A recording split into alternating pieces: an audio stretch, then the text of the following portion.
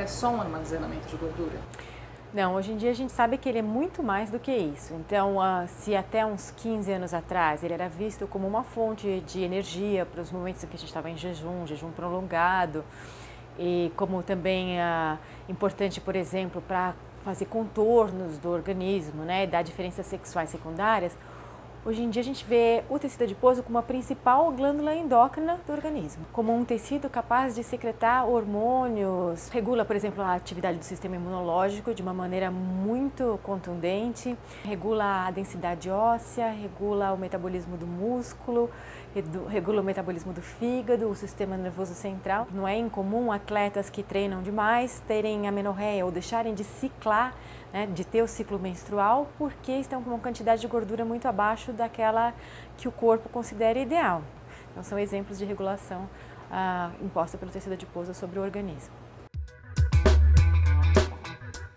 A gente tem, por exemplo, né, um controle bastante rígido de quão gordo ou magro a gente é. E quando a gente fala em gordo, é a quantidade de gordura corporal e não o peso a que a gente está se referindo. Então, quando a gente muda um pouco, aumenta o peso rapidamente ou diminui com essas dietas, né, rápidas, o que a gente faz é deflagrar que eu brinco de banhostato no cérebro, né, no sistema nervoso central, que faz com que a gente volte àquela situação anterior. Então, por exemplo, um hormônio que contribui bastante para isso, mas não é só ele, é a leptina, que é secretada pelo adipócito, a célula do tecido adiposo. Conforme ela vai aumentando de tamanho, ela secreta mais leptina. Leptos, no grego, quer dizer magro. Então, ela sinaliza para o sistema nervoso central que o seu tecido adiposo está aumentando, seu sistema nervoso central reage a isso, fazendo com que você tenha menos apetite e gaste mais energia. Quando você perde peso rapidamente, você vai secretar menos leptina. Então, seu sistema nervoso vai fazer com que você tenha mais apetite e gaste menos energia. E assim você se mantenha dentro de um peso sempre estável. A gente sabe que o tecido adiposo, quando ele se expande, no caso de obesidade, né, quando você começa a aumentar muito de peso, existe um limite para essa expansão, né, não só de células, como começa a haver um ciclo de gordura dentro do ácido graxo que é quebrado e é liberado para o interstício do tecido, ou seja, para fora das células. Isso é retomado pelo adipócito e então esse aumento de gordura no espaço intercelular faz com que haja recrutamento de células do sistema imunológico para o tecido adiposo. E o tecido adiposo fica inflamado. E por que acontece isso? Porque o ácido graxo livre ali naquele meio do tecido, ele deve ser removido, ele é tóxico. Então as células do sistema imunológico vêm ali fazer esse papel de fagocitar, eliminar essa gordura. No entanto, nesse processo elas se ativam e causam uma inflamação tecidual. E esse ciclo se perpetua. E ele pode se estender de tal maneira, quando ele realmente se institui, e que isso possa passar a ter uma importância sistêmica, ou seja, essa inflamação que está presente no tecido adiposo local pode se estender para a circulação e causar uma inflamação no organismo como um todo, o que é bastante comum em obesidade, causando síndrome metabólica e resistência periférica à insulina, por exemplo, ou diabetes do tipo 2.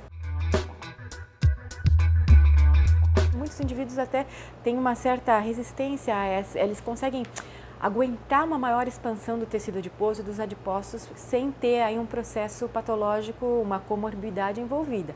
Eles não se inflamam, então existe a possibilidade de você ser gordo, né, ou até obeso e saudável. Mas quando há vigência de inflamação sistêmica, isso vai se perder. O fígado gorduroso, que é um grande problema, né, que é a esteatose. Essa esteatose, por exemplo, quando a gente tem um aporte muito grande de ácidos graxos na circulação devido à inflamação, o fígado pega a gordura que está circulando para evitar que ela circule, né, para poupar os outros órgãos. E com isso ele se torna incapaz de cumprir suas funções mais básicas.